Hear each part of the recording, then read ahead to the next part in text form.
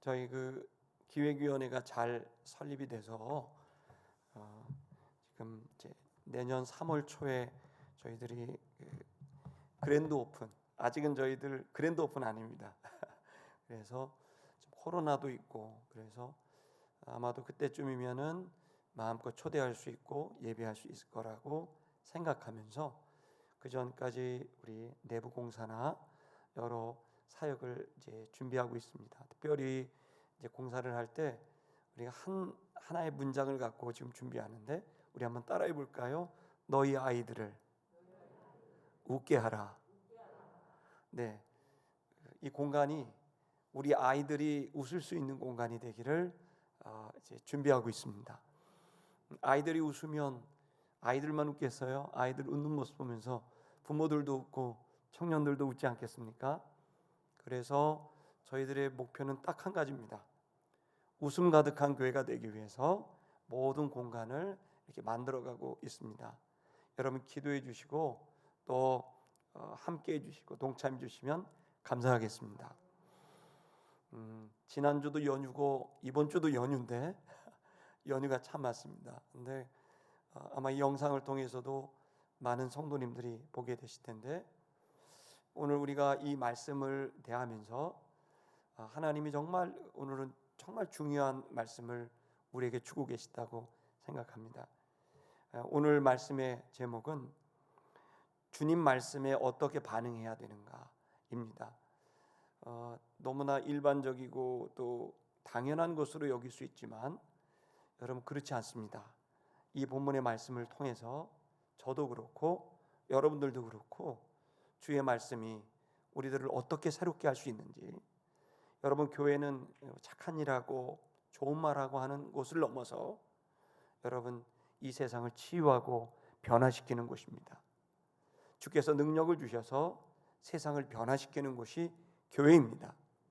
그러므로 여러분 여러 가지 위기고 또 좋지 않은 환경이 있다 할지라도 저는 분명히 믿기는 시티미션 교회 성도 여러분들과 저를 통해서 하나님 여러분의 가정과 일터 그리고 이 지역사회를 나라와 민족을 그리고 크게는 열방을 변화시키실 것이라고 믿습니다. 그러려면 강건해야 됩니다. 힘이 있어야 됩니다. 저는 지난 토요일에 코로나 2차를 맞았는데 맞을까 말까 그냥 막 미루다가 맞았는데 한 주간 동안에 계속 후유증으로 시달렸습니다. 그래갖고 지금도 아직 100% 나온 거는 아닌데 제가 그래서 의사 선생님한테 한번 물어봤더니 목사님 더 강해지셔야 됩니다. 그러면서 이 백신을 이길 만한 체력과 또 건강 상태가 돼야 된다. 그 얘기를 들으면서 여러분 모든 일이라는 게 힘이 있어야 됩니다. 몸도 힘이 있어야 면역력을 갖고 이겨내갈 수 있듯이 여러분 세상도 감당할 수 있는 힘이 있어야 감당할 수 있습니다. 여러분 그러기 위해선 주님께서는 성도들에게 성령의 권능을 받으라 말씀하십니다. 여러분 우리는 단순히 잘 버티고 잘 이기고 하는 정도가 아닙니다. 주의 권능을 받아 세상을 변화시키는 자들이 성도들이고 교회입니다. 그러면 여러분의 육신뿐만 아니라 여러분의 영혼이 힘을 얻게 되기를 바랍니다. 능력을 얻게 되길 축복합니다. 그래서 어떤 일이 있어도 그것을 이겨나가고 이기는 정도가 아니라 주변을 아예 변화시켜 버릴 수 있는 성령의 권능의 사람이 되시기를 주의 이름으로 축복합니다. 그 진리, 그 힘을 예수님께서 계속 요한복음을 통해 우리에게 보여주고 계시는데요. 예수님께서는 지난주 우리 본문을 통해 가장 더럽고 그리고 그 인생이 묻어나와 있는 상처 가득한 발을, 그 더럽고 또 상처 가득한 이 발을 다 두 손으로 직접 잡으시고 닦아주셔서 그 제자들의 발을 깨끗하게 씻겨주면서 그들이 걸어왔던 삶을 인정하시고 또 그들이 새로운 삶을 향하여 나아갈 수 있도록 격려하고 축복하시는 장면을 우리 세족식을 통해 우리 봤습니다. 그러면서 마지막 부분에 뭐라고 하셨냐면 너희가 이것을 알고 행하는 자들은 복된 자들이다라고 말씀하셨어요. 예수님께서는 이 복된 자들이 되는 것에 대한 말씀을 하신 거죠. 저는 우리 시티 미션 교회 성도 여러분과 제가 이미 복된 자가 됐음을 선포합니다. 근데 내가 복된 자인 줄 내가 알아도 복된 자의 삶을 사는 건 우리들의 몫인 것 같아요. 그 복된 자의 삶을 살아가는 데 있어서 정말 필요한 건 우리의 의지를 넘어서 하늘에서부터 내려오는 그 힘과 지혜와 능력이 필요합니다. 거듭 여러분에게 축복합니다. 여러분, 하나님께서 여러분에게 성령의 권능을 주셔서 여러분의 육신과 여러분의 영혼과 여러분의 삶의 모든 환경을 이길 수 있는 그 힘을, 권능을 주시게 되기를 축복합니다. 그런데 한편으로는 이렇게 복된 자가 되는 것에 대해 말씀하셨지만, 한편으로는 가룟 유다를 통해서 똑같은 말씀을 들었고 똑같은 예수님, 똑같은 공동체였는데 누구는 복된 자의 삶을 말씀하셨고 가룟 유다와 같은 자는 똑같은 말씀을 들었는데도 이 사람은 그야말로 형편없는 최악의 선택을 하는 자로 이제 나오게 됩니다. 배신하고 저버리고 떠난 자로 나오게 되는 거죠. 왜 똑같은 예수님이고 왜 똑같은 공동체에서 똑같은 세족식을 했는데 누구는 복된 자가 됐고 누구는 배반하는 자가 됐는지, 똑같은 교회를 다녀도 똑같은 목사의 설교를 들어도 똑같은 영적인 체험을 해도 어떤 사람들은 거기에 반응해서 거기에 주님의 그 말씀을 듣고 주님께서 주시는 감동을 받고 세상을 변화시키는 복된 자의 삶을 사는데, 어떤 사람들은 가룟 유다와 같이 말씀을 들어도 그 체험과 기적의 현장에 있어도 자기 생각을 고집하고 자기 길을 가는 영적 분별력을 상실해서 최악의 선택을 하게 되는지, 또 어떤 사람은 오늘 본문에 보면 제자들이 그런데요, 이런 놀라운 일들이 벌어졌는데 이게 지금 무슨 일이 벌어졌는지 자체도 모르고 그냥 영적인 분별력이 아니라 영적 감각 자체가 없어서 지금 무슨 일이 벌어지고 있는지, 주님이 무슨 말씀을 하셨는지, 어떤 기적이 일어났는지 전혀 느끼지 못하고 있는 제자들도 있는 거죠. 여러분, 무엇 때문에 사람들이 그렇게 똑같은 말씀이고 똑같은 기적인데 전혀 다르게 반응하게 될까요? 그것은 근본적으로 하나님의 주권에 대한 경외함이 없는 거예요. 다시 말하면 하나님을 하나님으로 대하는 태도와 자세가 없기 때문에 아무리 말씀을 해도 또 아무리 기적이 일어나도 여러분 거기에 반응이 나오지 않는 거예요. 하나님 자체에 대한 존중하는 마음, 경외하는 이 마음이 이제 부족한 거죠. 근데 이게 실질적으로는 어떤 거냐면, 하나님은 보이지 않기 때문에, 영이기 때문에 그분을 대하는 정도를 우리가 가늠하기가 상당히 어려워요. 그래서 성경에는 또 기독교의 2000년의 역사를 통해 볼 수 있는 거는, 이 하나님에 대한 태도는 뭐에 대해서 나오냐면 말씀에 대한 태도로 나오는 거예요. 그 하나님의 사람들이 하나님을 얼마나 내가 존중하고 얼마나 내가 아끼고 내가 얼마나 사랑하는지는 뭐를 통해 나올 수 있냐면 하나님의 말씀에 대해서 어떻게 반응하느냐, 그것으로 하나님 경외하심을 이제 우리가 볼 수가 있는 거죠. 하나님께서는 이제 우리가 그렇게 하나님의 말씀 앞에 반응하게 되는 이 내용을 할 때 왜 우리가 말씀을 그렇게 중히 여겨야 되는가를 우리가 좀 알아야 됩니다. 그게 뭐냐면, 우리 한번 18절을 한번 봤으면 좋겠는데요. 한번 앞에 보시면 보이실 것입니다. 그 18절에서 예수님께서 이런 말씀을 하셨죠. 내가 다 너희를 가리켜서 말한 것이 아니다. 내가 나의 택한 자들이 누구인지를 알게 하려는 것이다. 그러나 성경을 응하게 하려는 것이니라, 이렇게 말씀하셨습니다. 무슨 얘기냐면 왜 똑같은 일인데 다르게 반응하냐면, 우리 마음에 하나님에 대한 주권, 하나님의 그 절대적인 그 존재에 대한 경외감이 없게 되게 차이가 너무 난다는 거예요. 그것을 대표적으로 표현할 수 있는 게 선택이거든요. 하나님의 주권은 내가 선택하면 되는 거예요. 그 선택할 수 있는 권한조차도 하나님에게 있는 거죠. 그래서 모든 역사의 원줄기는 하나님께서 갖고 계십니다. 그 절대적인 주권을 하나님이 갖고 계시지만, 그런데 오늘 본문에서 굉장히 놀라운 진리를 알 수 있는 것은 하나님이 절대적 주권을 갖고 계실 때 자기 마음대로 주권을 함부로 쓰시는 분이 아니라는 거예요.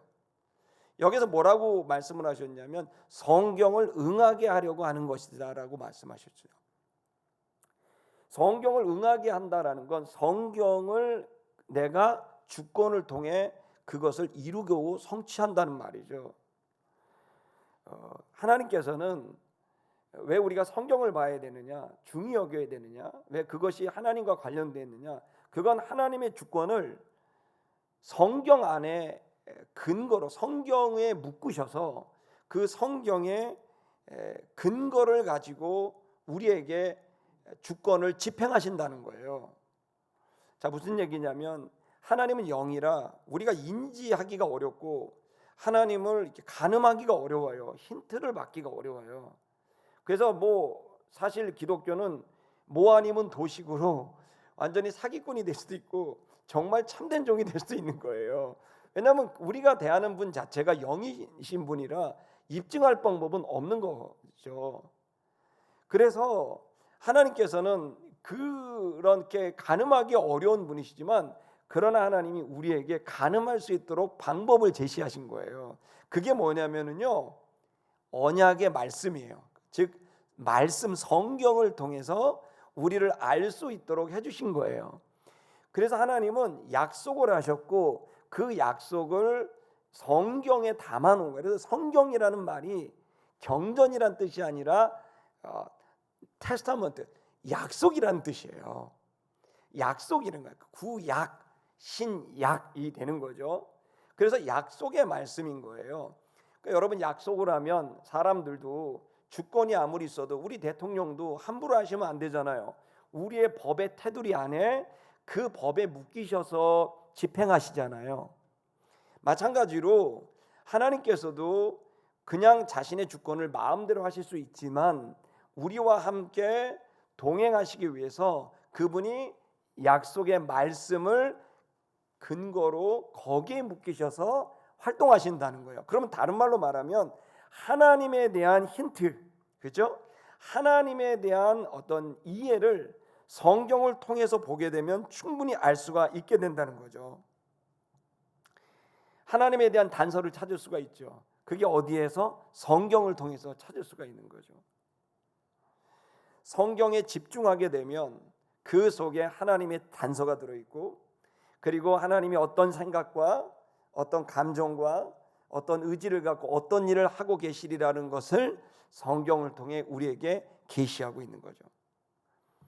우리가 학문적으로 신학적으로 성경을 대하는 것도 필요하지만, 그러나 우리가 하나님 말씀을 대할 때 성령께서 우리들에게 그것을 깨달아 알 수 있도록 인도하여 주시리라 믿습니다. 그래서 성령께서 우리에게 때로는 이해되지 못할 수도 있고 또 수용하지 못할 만한 일들도 있을 수 있지만, 성령께서 우리에게 함께 하셔서 하나님의 말씀 성경을 통해 하나님을 알 수 있게 하고 하나님을 느낄 수 있게 하고 하나님의 능력으로 일할 수 있게 하는 용기를 갖게 하시는 거죠. 근데 이게 어느 날 갑자기 딱 생기는 게 아니라 사실은 하나님과의 지속적인 관계를 가져야만 그 하나님의 지혜와 하나님께서 가지고 있는 생각을 읽어낼 수 있고 하나님과 동행할 수 있잖아요. 여러분, 그래서 소통이 얼마나 중요합니까? 여러분, 요 근래 10년 안에 정말 중요한 게 뭡니까? 소통입니다. 목회에서 제일 중요한 게 뭐냐고 했을 때 옛날에는요, 소통이 아니었어요. 권능, 능력이라 그랬어요. 근데 요즘은 권능과 능력이 아무리 있고 설교를 잘해도 소통하는 능력이 없으면 그냥 다 꽝이 되더라고요. 부부 사이에서도 남자가 능력 있으면 된다. 옛날에 경제력 중요하다, 키가 1m 80이 넘으면 무조건 좋다, 뭐 이런 얘기들이 막 있었잖아요. 근데 다 필요 없고 소통을 잘해야 되는 거가 되더라고요. 여러분 대통령도 그렇고 다 그러더라고요. 지금 왜 그럴까요? 각자가 가지고 있는 생각이 다르기 때문이에요. 마찬가지입니다. 여러분의 생각과 하나님의 생각이 다를 수 있습니다. 그래서 우리는 하나님의 생각을 좀 들을 필요가 있고 하나님의 생각과 하나님의 감정을 듣고 하나님이 하시는 일을 듣고 가는 것과 그렇지 않은 일은 큰 차이가 있다는 거죠. 여러분 지금 이 시간 우리들은 여기 본문의 말씀을 보면 나의 택한 그러니까 하나님의 주권을 이제 우리 18절을 보시면 되는데요. 성경을 통해 결국에는 우리 13장 그 한 구절이 빠진 것 같아서 제가 다음 구절 여기 있네요. 여러분 이제 요 구절까지가 이제 18절인데요. 여기 보시면 이게 시편 41편 9절에 있는 내용입니다. 그 41편 9절을 제가 한번 읽어드릴게요. 이렇게 써 있어요. 내가 신뢰하여 내 떡을 나눠 먹던 나의 가까운 친구도 나를 대적하여 그의 발꿈치를 들었었나이다. 이렇게 써 있어요. 이게 메시아 예언 중에서 나와 있는 구절인데 발꿈치를 들었다라는 표현이 뭘까요? 이 발꿈치를 들었다라는 것은 관용구인데요. 발꿈치를 둔 거는 차려고 뒷발질을 차려고 할 때 발길질을 한다라고 하는 부정적인 배반하고 우리나라 말로 말하면 등에 칼을 꽂으려고 이런 뜻이에요. 그래서 발꿈치를 들었다는 건 들어서 뒷발로 쳐낸다. 앞에서는 웃으면서 뒤에서는 죽이듯이 발로 차버린다는 뜻입니다. 그러니까 이중적이고 배반하는 것을 말하고 있는 구절이 지금 저 구절입니다. 근데 나의 가까운 친구에게 내가 먹을 것을 줬는데 먹으면서 이 녀석이 뒤꿈치를 들어서 나를 쳐내더라. 그 배반을 말하는 거예요. 그러니까 앞에서는 웃고 있지만 뒤에서는 그렇게 배반하는 것을 말하고 있는 거죠. 이게 메시아가 배반당할 것을 말하고 있는 거죠. 3년 반 동안 친구처럼 지냈던 제자에게 배반당할 것을 시편의 말씀을 통해 주시면서 그 말씀을 응하게 하려 하심이라 이렇게 되어 있는 겁니다.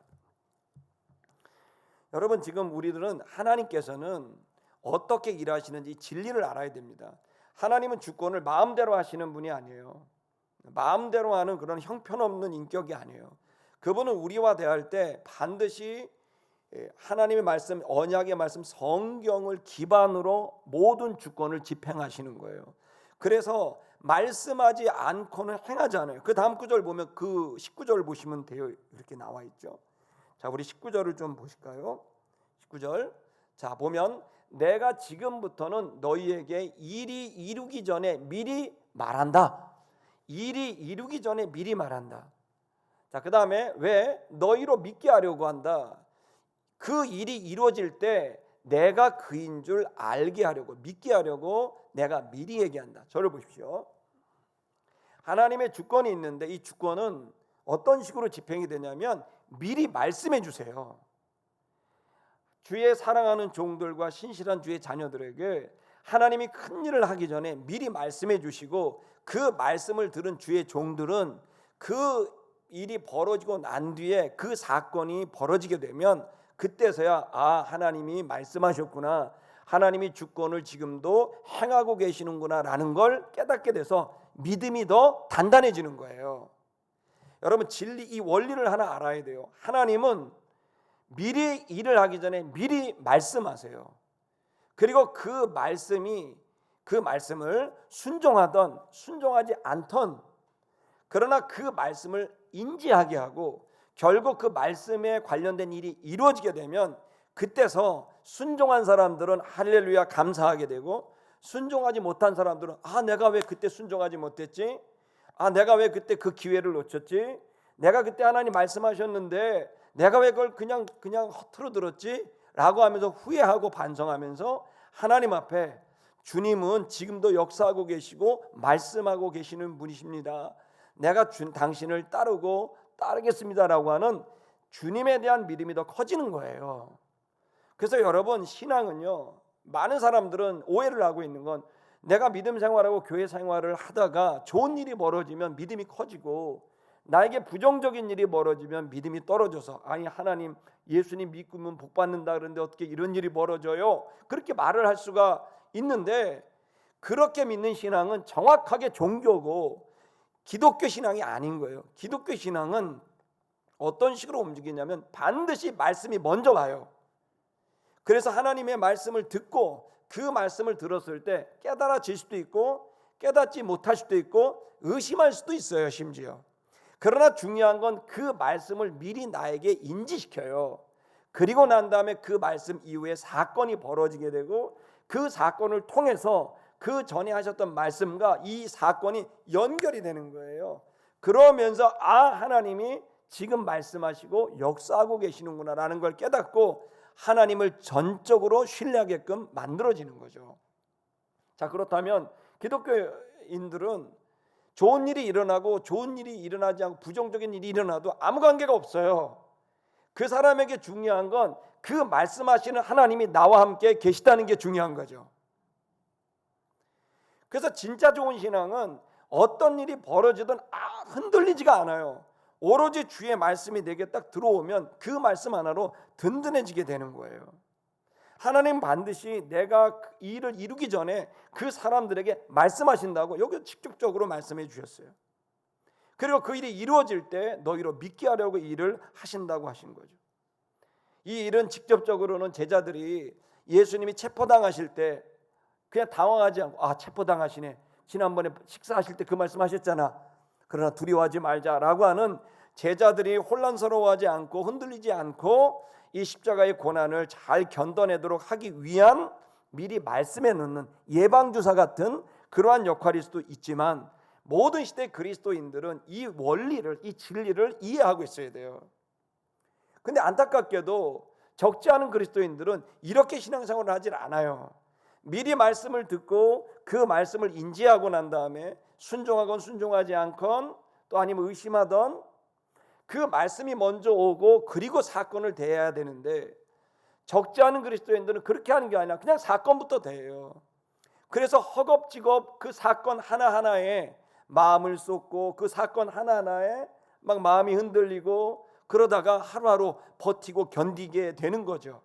그러나 여러분, 주님께서 우리에게 바라고 기대하시는 신앙의 모습은 허겁지겁 그 한 번 한 번의 시간을 보내는 게 아니라, 여러분, 주님이 우리에게 원하시는 신앙은 바로 말씀을 미리 듣고 그 말씀을 여러분 마음에 간직했다가 사건을 대하는 여러분 담대한 마음이라는 것을 믿게 되길 축복합니다. 그래서 그 사람들은 흔들리지 않습니다. 어떤 일이 있어도 흔들리지 않습니다.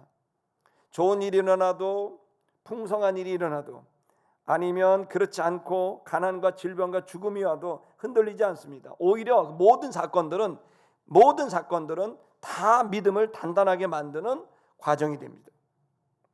감정의 기복이나 두려움이나 또 아니면 불안이나 이런 것들로 좌절하거나 하지도 않습니다. 이유는 뭐냐면 말씀을 미리 들었기 때문입니다. 말씀을 미리 들으면 담대해지게 되죠. 벌어지는 일들 속에 허둥지둥 되지 않고 그냥 그 말씀을 따라 한 걸음 한 걸음 두벅두벅 걸어나가는 여러분 믿음의 걸음을 걸어갈 수 있는 거죠. 예를 들어 여러분, 서부교회와 신촌아름다운교회가 통합할 때 제 주변의 모든 목사님들은 다 반대했습니다. 한 명도 찬성을 안 했습니다. 놀랄 정도죠. 아무도 찬성을 안 했습니다. 근데 아무도 찬성을 안 했어요. 정말 놀라울 정도로 찬성을 안 했어요. 근데 저는 들었을 때 그때 기도했을 때 하나님 말씀을 딱 주신 거예요.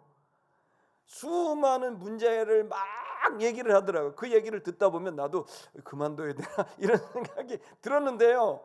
근데 여러분, 그러다가도 하나님 앞에 그냥 방에 들어가서 밀실에 들어가서 하나님께 기도하고 있으면 하나님의 말씀이 떠오르는 거예요. 하나님께서 내게 응답하신 말씀. 그래서 다 감사합니다. 네, 충고해 주셔서 고맙습니다. 계속 가는 거예요. 여러분, 그때 우려했던 모든 것들이 지금 거의 다 해소가 됐습니다. 할렐루야. 여러분, 제가 이 짧은 간증이지만 여러분 말씀드리는 거예요. 어떻게 그렇게 가냐? 그건 내 건강의 상태도 또 어떤 재정의 상태도 어떤 환경도 관계도 아니에요. 오로지 주의 말씀이고 그 말씀이 분명하면 순종하는 거예요. 그리고 삶을 돌아보면 뭐가 기억 남습니까? 여러분이 이제 하나님 앞에 선다고 생각했을 때, 저는 여러분보다 좀 선배입니다. 저는 2번 정도 죽음 앞에까지 갔다 왔는데요.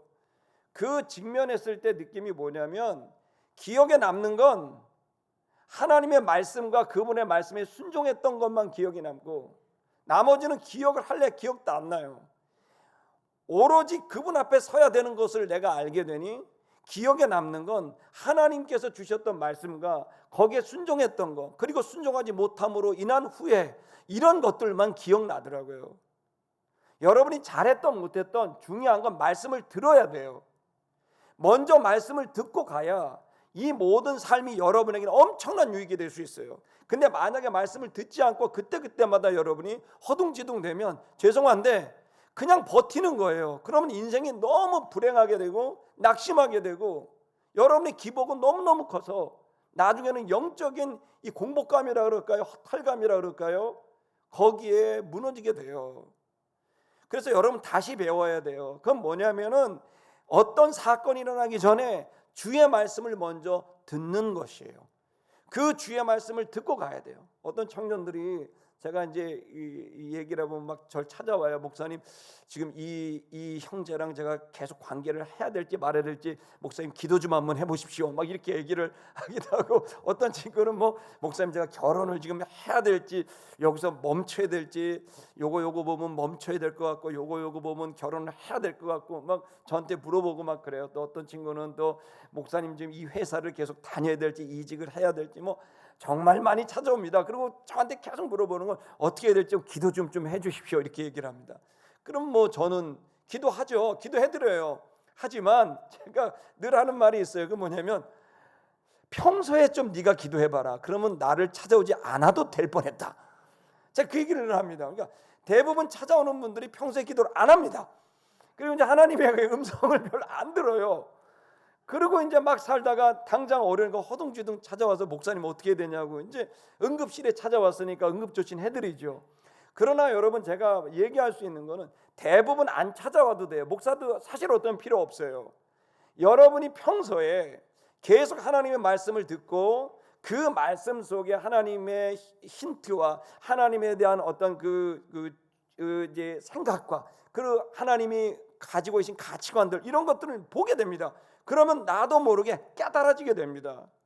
그리고 그 깨달아지게 됐을 때, 하나님이 이 언약의 말씀 안에서 일하시고 계시는 걸 보게 되면, 그러면 내가 하는 일은 정확하게 분별이 되고 내가 어떻게 해야 될지도 알게 되는 거죠. 저는 여러분과 제가 하나님의 음성을 듣고 신앙생활을 하게 되길 축복합니다. 열심히 주의 일을 하는 거 중요한 일이지만 하나님의 음성 없이, 하나님의 응답 없이 일하는 건 진짜 무서운 일이에요. 회사에서 제일 문제덩어리는 뭐냐면, 열심히 하는데 절대 사장 말 듣지 않고 열심히 하는 사람. 이런 사람은 정말 힘든 거 아닙니까? 여러분, 회사가 이렇게 가고 있는데 자기 혼자 열심히 해요. 그럼 진짜 이거는 너무너무 어려운 것인 것처럼, 주님의 나라에서, 이 교회에서 우리가 가야 할 가장 중요한 것은 주의 음성입니다. 열심히 하는 것보다 훨씬 더 중요한 건 주의 음성을 듣고 가는 거예요. 저는 여러분 분명히 하나님께서 응답하신다고 믿습니다. 왜냐하면 제가 그랬고, 저라고 뭐 대단한 사람이 아니거든요. 하나님의 말씀을 피는 거죠. 절대로 아무도 없어야 됩니다. 아무도 없는 방에 가야 됩니다. 그리고 그 속에서 성경을 펴야 됩니다. 성경을 필 때 하나님 저에게 말씀해 주십시오. 여러분, 어떤 마음으로 가야 됩니까? 앞으로 미래에 어떤 일이 벌어질지 모르지만 주님, 미리 저에게 말씀을 달라고 기도하세요. 주님, 제가 앞으로 이겨나갈 어떤 일을 당할지 모르지만 어떤 일을 당해도 이겨나갈 말씀을 저에게 주세요라고 기도해야 됩니다. 그리고 그 하나님께 그 기도를 받고 하나님께서 주시는 이 말씀은 단순히 어떤 걸 깨달아지는 생각의 정도가 아니라 그 말씀이 여러분의 삶을 결정냅니다. 오늘 여기 있는 가룟 유다처럼, 여기 있는 요한과 베드로처럼 주의 말씀이 그들의 삶을 결정해 버리는 거예요. 이 시간 여러분, 저와 여러분이 말씀이 기반이 된 신앙생활이 저와 여러분에게 펼쳐지게 되기를 축복합니다. 이 말씀에 대하여서 이제 어떤 반응들이 나타나는지 자 우리 한번 좀 보십시다. 우리 20절도 좀 보겠습니다. 20절 앞에 보시면 진실로 진실로 내가 너에게 말한다. 다음 구절. 자, 나 보낸 자를 영접하는 자는 나를 영접하는 것이고 나를 영접하는 자는 나를 보낸 자를 영접하는 것이다. 이렇게 얘기했습니다. 이 얘기가 뭐죠? 너희가 나를 지금 대하는 게 곧 아버지 하나님을 대하는 것이고 너희 아버지 하나님을 대하는 마음이 곧 나에게 대하는 것이다 라는 말씀을 준 거죠. 즉 예수님은 여기서 예수님에 대한 태도를 말하는 거예요. 제가 처음에 말씀드린 그거예요. 여러분이 예수님을 어떻게 대하느냐가 되게 중요해요. 지금도 많은 사람들은 예수님을 그냥 가룟 유다식으로 이용해 먹는 거예요. 예수님을 자신의 정치적 그 명분과 정치적 야망을 위해 예수를 이용해 먹고 싶었던 가룟 유다, 또 혹은 돈을 위해서 예수님을 이용해 먹고 싶었던 가룟 유다예요.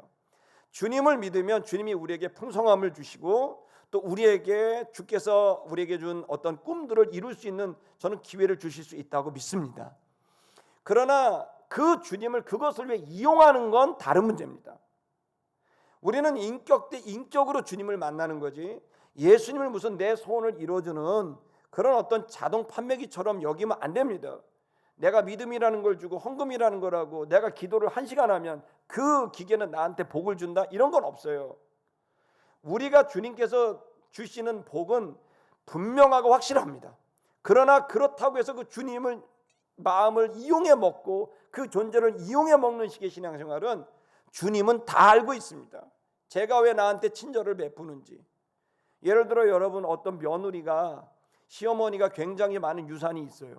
근데 그 유산이 있는데 시어머니가 있고 며느리가 있는데 며느리가 열심히 시어머니한테 시어머니 너무 사랑합니다, 존경합니다 막 이러고 막 뿅뿅 날리고 막 해요. 뭐 밥도 사주고 막 해요. 근데 나중에 어느 날 딱 어딜 길을 가려는데 며느리가 자기 방에서 막 통화하고 있는 걸 엿들은 거죠. 그 며느리가 이렇게 통화하는 거죠. 야야야 이제 우리 노인네 갈 날 얼마 안 남았다. 그러니까 이제 조금만 참으면 된다. 그 다음부터 난 자유야. 이거 다 우리 거 되는 거니까. 뭐 이런 얘기를 들었다고 생각해 보세요. 그럼 시어머니가 그 다음날 와갖고 며느리가 막 밥을 차려주고 어머니 사랑합니다 이러면 어떤 마음이 들겠어요? 화가 나는 거죠. 하나님이 똑같아요. 하나님이 우리의 마음을 다 안다니까요. 그래서 여기서 중요한 건 마음의 태도와 자세를 다시 물어야 돼요. 나는 주님을 이용하려고 하는가? 주님께 감사하고 주님께 영광을 돌리려고 하는가? 만약에 내가 삶이 어려워서 주님 날 좀 도와주세요라고 한다 할지라도 그래도 주님을 이용해 먹으면 안 되는 거잖아요. 적어도 주님 앞에 진실하게 나아가야 되는 거죠.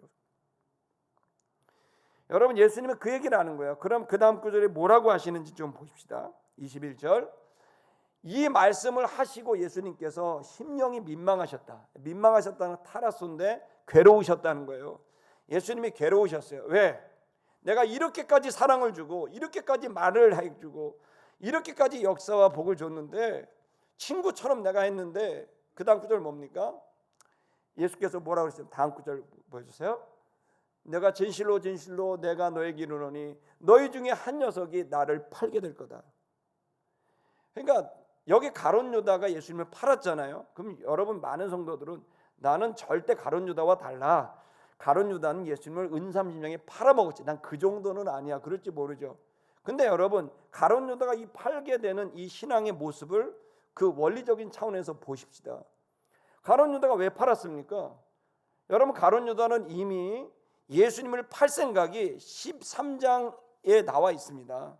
이미 가룟 유다는 예수를 팔 생각을 가지고 이 만찬에 참여했고 그 전에는 가룟 유다는 돈을 맡은 자였는데 괴를 맡았는데 도둑이더라 라고 되어져 있었어요. 그러니까 여기서 가룟 유다는 예수님을 팔았지만 이 팔게 된 게 어느 날 갑자기 판 게 아니라 그 전부터 서서히 팔 수 있는 신앙의 타락이 계속 이어져 왔던 거예요. 그는 돈을 괴를 맡았죠. 근데 도둑이었어요. 빼냈더라라고 되어 있거든요. 여러분 아무도 몰랐다니까요. 돈을 빼내고 있는지를. 근데 그는 계속 예수의 제자인 척했던 거예요. 그러나 여러 차례 예수님이 말씀하신 적이 있어요. 힌트를 줬어요. 깨달으라고, 회개하라고. 근데 가룟 유다는 계속 모른 척했단 말이에요. 그리고 계속 그러다가 나중엔 예수님을 팔 생각까지도 줬는데, 예수님이 이 팔 생각을 준 건 가룟 유다가 결국에는 본인이 원하는 것을 위해서 파는 거예요. 그는 자기가 원했던 정치 지도자가 아니었기 때문에 예수를 파는 것이고요, 더 이상 필요가 없는 거예요. 본인이 원했던 건 민중 봉기였어요. 로마에 대항을 해서 정치적인 그 나라를 세우고 싶었던 거예요. 근데 예수는 그 얘기를 안 하는 거예요. 예수는 그 보이는 나라가 아니라 보이지 않는 하나님 나라를 얘기하니까 열불이 터져서 이 팔아버려 버리는 거거든요. 근데 그냥 판 게 아니라 돈 욕심도 있으니 이제는 은 30냥이 예수를 팔아먹었고 그동안 받았던 모든 원금들을 뒤로 다 빼돌렸던 거예요. 여러분, 이처럼 우리가 신앙생활을 할 때도 내가 원하는 것을 위해서 예수가 있다? 그러면 여러분, 가룟 유다가 가지고 있는 그 마음과 크게 다를 바 없는 거예요. 왜 그러냐면, 그러면 언젠간 내가 원하는 걸 예수가 안 주면 예수를 버릴 수 있기 때문이에요. 지금도 본인들이 원하는 예수님 아닌 본인이 원하는 그림이 있고 본인이 원하는 삶이 있는 사람이 많아요. 이런 사람들이 교회도 열심히 다녀요. 그러나 본인이 원하는 삶이 주어지지 않거나 그것이 이루어지지 않겠다고 생각을 하면 교회를 떠나요. 복음을 떠나요. 예수를 떠나는 사람이 많아요. 본인이 원하는 걸 하고 싶으니까. 여러분, 저와 여러분들은 우리의 신앙 자체를 인격적으로 이해를 하셔야 돼요. 이건 어떤 기계화의 어떤 방정식 같은 게 아니에요. 수학 공식 같은 게 아니에요. 인격 대 인격인 거예요. 감정이 있고 생각이 있고 의지가 있는 거예요. 하나님도 그래요. 그래서 그 주님 앞에 우리의 인격을 봤을 때 사람들은 가룟 유다처럼 속일 수 있겠죠. 돈으로 계속 훔쳐갔지만 아닌 척할 수 있겠죠. 팔려는 생각을 갖고 왔지만 안 파는 척할 수도 있겠죠. 그러나 여러분, 하나님은 못 속여요. 하나님은 다 알고 있는 거란 말이에요. 그럼 이 가룟 유다가 갖고 있는 이 실수, 이 잘못을 분명히 우리는 반면 선생 삼아야 되는 거예요. 계속 좀 더 볼까요? 그러나 반대로 또 다른 제자들은 이제 이러한 그 가룟 유다의 모습이 있지만, 우리 한번 그 22절을 한번 읽어보겠습니다. 22절 앞에 좀 보십시오. 자, 그 말씀하시는 것을 의심하는 제자들도 있어서 이 제자들이 서로 봤다는 거예요. 누구에 대해서 말하는지 의심하게 됐다는 거죠. 자, 여러분, 가룟 유다와 같은 사람이 있는가 하면 제자들 중에는 의심하는 사람도 있는 거예요. 여러분, 하나님 말씀, 예수님 말씀 들으면요, 항상 좋은 건 아니에요. 의심이 들 때가 있어요. 그리고 모를 때가 있어요. 의문이 들 때, 의심이 들 때가 있는 거예요. 그러나 여러분, 이 의문과 의심이 들어도 이게 자체가 나쁜 게 아니에요. 여러분, 의심이 들거나 의문이 들어도 당황하지 마시고요, 두 번째 단계로 가면 됩니다. 의심이 들었더니 어떻게 합니까? 그 다음 23절에 보면 예수의 품에 의지하여 누워 있었던 하나, 예수의 제자 중 한 사람이 있었다. 그는 그가 사랑했던 사람이다. 저를 보십시오. 이 사람이 누굴까요? 예수님의 품에 의지해서 있었던 소년이 있었죠. 그게 누구냐면 요한입니다. 이 요한복음을 기록한 요한이에요. 여러분, 예수님의 12제자 중에서 제일 막내가 요한이에요. 아마도 10대 후반이었을 거예요. 이 일이 일어났을 때는 10대 후반 청소년이었을 거라고 대부분 얘기를 합니다. 아주 막내죠. 그리고 이제 베드로는 큰형님이죠. 장가까지 갔고 장모님까지 있고. 그러니까 이 막내예요. 그랬더니 그 다음 구절 보세요. 거기에 요한에게 뭐라고 했냐면, 시몬 베드로가 말했습니다. 시몬 베드로가 머리짓을 했다. 말하되 말하라 한데, 되게 복잡하지만 네가 좀 말을 해봐라고 하는 식으로 머리짓을 한 거예요. 시몬 베드로는 장남이에요. 쉽게 말하면, 여러분, 전 이제 제 장남이거든요. 지금도 저희 어머니한테 엄마라고 해본 적이 없어요. 장남들이 그렇잖아요. 보면 어머니, 어머님, 아버님, 아버지 이렇게 하잖아요. 근데 막내는 엄마 어쩔 때는 막 농담돼, 정선아 막 그러고 막 이래요. 그래서 이게 미쳤나? 우리 제 막내를 보면서 갑자기 아니 초등학교인데 막 갑자기 어머니 유방을 만지고 막 그래, 미친, 야 정신 차려라 막 그런데, 저는 장남이라 절대 말을 그렇게 못하고 행동을 못하는데 저희 막내는 뭐 오만한 짓을 다 하는 거예요. 그래서 내가 근데 좀 커 보니까 부럽더라고요. 오히려 그렇게 막 말하는 게. 제가 무슨 얘기하는 거냐면, 여기 그런 거예요. 12명의 아들인데 장남이 베드로고 막내가 요한인데, 요한은 예수님 품에 가서 이러고 있는 거예요. 그러니까 베드로가 물어보고 싶어. 누구냐고 물어보고 싶은데 물어보긴 좀 그러니까 요한한테 네가 물어봐. 이렇게 한 거예요. 그 내용을 한 거예요. 머리짓을 했다니까 베드로가 네가 물어봐. 이렇게 한 거예요. 항상 이제 베드로는 그런 역할이고 요한은 그런 역할이었던 것 같아요. 이렇게 물어보니까 요한이 그 다음에 뭐라고 하는지 좀 보십시다. 24절 머리띠에서 25절 볼게요. 그러므로 그가 예수의 가슴에 그대로 의지했던 예수님 그 옆에서 이렇게 붙어있던 이 요한이 말을 했습니다. 주여 누구옵니까? 야 이거 쉽게 말해도 되는데 베드로 그 말도 못하고 근데 요한은 다 말하는 사람이죠. 그래서 누가 그렇습니까? 라고 물어봤어요. 자 여러분 주님의 말씀을 들으면은요 물어봐도 돼요. 물어봐도 되는 거예요. 여러분 밀실에 들어가서 여러분이 해야 될 가장 중요한 것은 물어보는 거예요. 이걸 기도를 할 때 보통 pray라고 영어로도 표현하지만 ask라고도 표현하거든요. 물어본다는 거예요. 기도는 말씀은 주께로부터 듣는 거라면 기도는 우리가 우리의 의문들, 우리의 의심을 주님께 물어보는 거란 말이에요. 저는 여러분이 이 말씀과 기도로 우리가 거룩하게 되고 온전하게 된다는 걸 깨닫기를 축복합니다. 그러니까 여러분의 밀실 바깥에서 여러분의 가정에서 사회에서 일터에서 그리스도인답게 사는 거 중요해요. 근데 그거보다 더 중요한 게 있어요. 그거 하기 전에 반드시 해야 될 건 밀실에서 골방에서 예배당에서 주의 말씀을 듣고 주님께 물어보는 이 말씀과 기도가 있어야만 그것이 돼야만 그 다음 삶을 살아갈 수 있게 되는 거예요. 이것이 없이 가게 되면 그건 윤리고 도덕이고 내 의인 거죠. 여러분 이 시간 저와 여러분이 주님 앞에 말씀을 의구심이 있다면 질문할 수 있는 기도가 있게 되길 축복합니다. 그러면 어떤 일이 벌어질까요? 26절 거기 보면 예수께서 대답하셨습니다. 자 내가 한 조각을 찍어다가 주는 자가 그니라 라고 말했습니다. 그때 예수께서 한 조각을 찍어다가 잡으셨고 예수께서 시몬의 아들 가룟 유다에게 주셨습니다. 이게 이제 26절의 내용입니다. 한마디로 말하면 주님께 질문을 하면 답을 주십니다. 이 시간 여러분 기도했는데 답이 없어요라고 말하는 모든 분들에게 제가 말합니다. 이 시간 여러분이 분명히 아셔야 될 건 질문을 던지면 답이 옵니다. 이건 과한 얘기가 아닙니다. 절대로 과한 얘기가 아닙니다. 저는 제가 33년 동안 예수님을 만으로 33년 만나면서 하나님의 말씀을 펴고 기도할 때 저에게 음성을 들려주지 않은 날이 거의 없습니다. 그분과의 교제는 그야말로 감격인 것이고 주님의 일에 제가 쓰임받게 되는 일이고 그리고 내 삶에 있어서 정말 값어치 있는 삶이라는 자부심을 갖게 하는 가장 근본적인 시간이 바로 주님께 말씀으로 그리고 주님께 기도로 나아간 바로 그 밀실에서의 시간입니다. 이 시간 시티미션 교회 여러분 저는 여러분이 말합니다. 여러분이 말씀을 펴고 주님 앞에 음성을 들으려고 한다고 한다면 성령께서 모든 주의 말씀을 생각나게 하실 거예요. 주님은 어떻게 음성을 들려줍니까? 생각으로 들려줍니다. 예수께서 성령을 보내주신다고 약속하셨을 때 그분이 오시게 되면 내가 너에게 말하는 것을 생각나게 할 거라고 얘기하셨어요. 주님은 우리에게 생각 속에서 말씀하시고 우리의 감정 속에서 은혜를 베풀어 주십니다. 나도 모르게 은혜를 받을 때 눈물이 나고 나도 모르게 깨달아질 때 내 생각 속에 깨달음이 오게 되고 생각이 정리가 됩니다. 폭풍 같았던 바닥 같았던 내 감정이 편해지게 되는 기쁜 평안과 깨달음으로 없는 기쁨이 내 속에 오게 됩니다.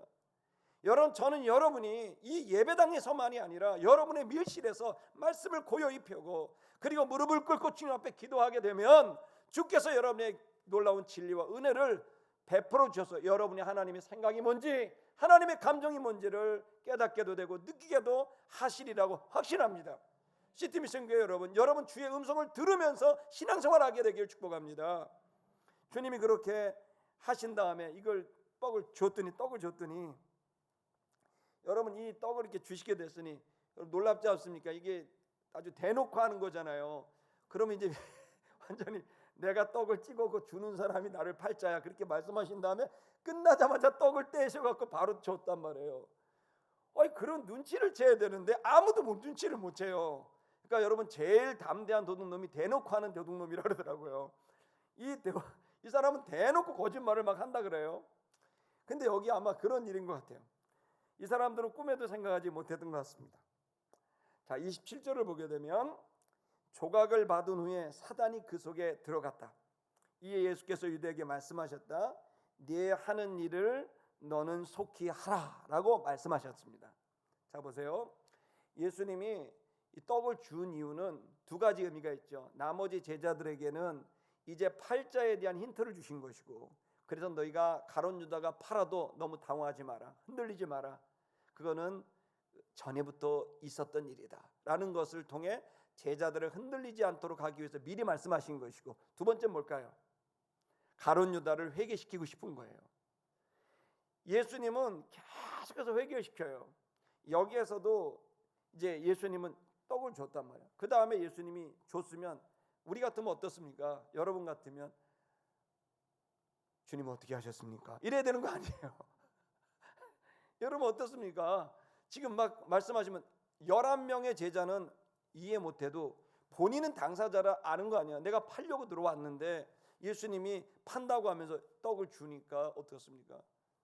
주님 너무 죄송합니다. 제가 이렇게까지 마음은 먹게 된 걸 죄송하게 생각합니다. 이렇게 얘기를 해야 되고 회개를 해야 되는데 모른 척해요. 끝까지 시체 밀을 떼는 거예요. 예수님께서 네가 할 일을 속히 하라 이렇게 얘기했어요. 그랬더니 여러분 28절에 이제 주변의 제자들이 또 반응합니다. 28절을 보시면 그 앉은 자 중에 무슨 뜻으로 이 말씀을 하셨는지 아는 자가 없었다. 무슨 말입니까? 이 제자들이 이 얘기를 들으면서도 예수님이 지금 네가 하는 일을 하라라는 얘기를 무슨 말인지 알아듣는 사람이 없었다는 거예요. 물론 당시는 없었지만 나중에는 다 알게 된 거죠. 아, 그게 그거였네.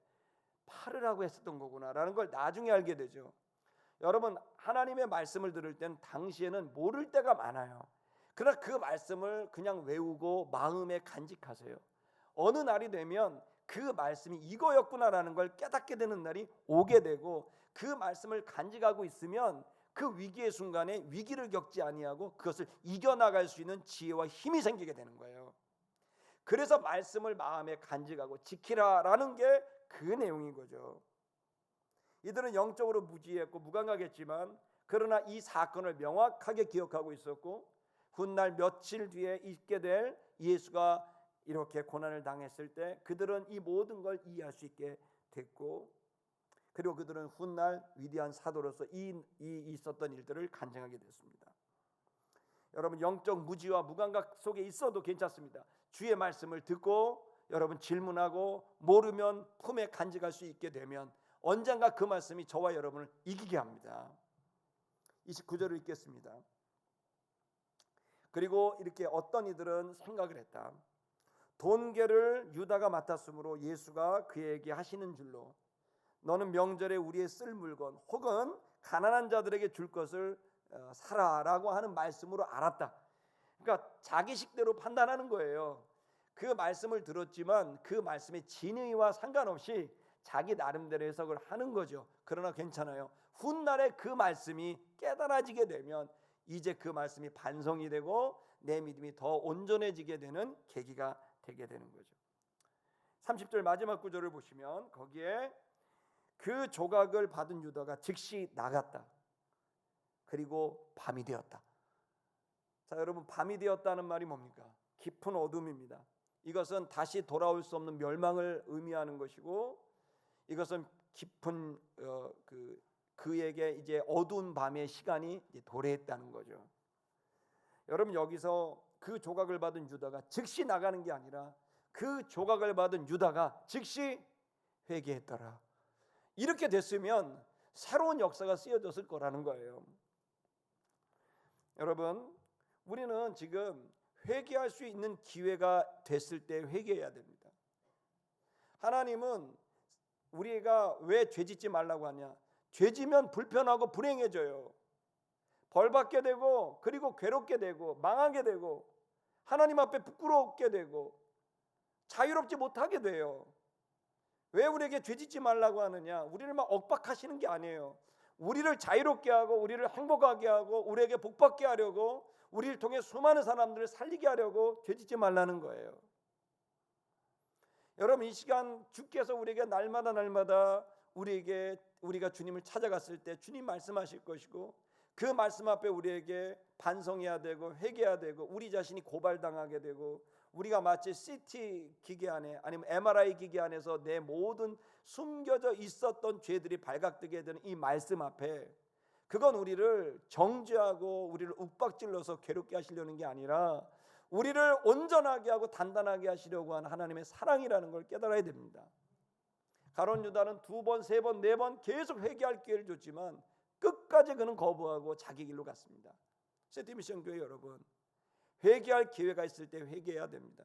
이번 주간 여러분 우리가 국군의 날도 지내고 한글날도 지내고 막 이렇게 됩니다.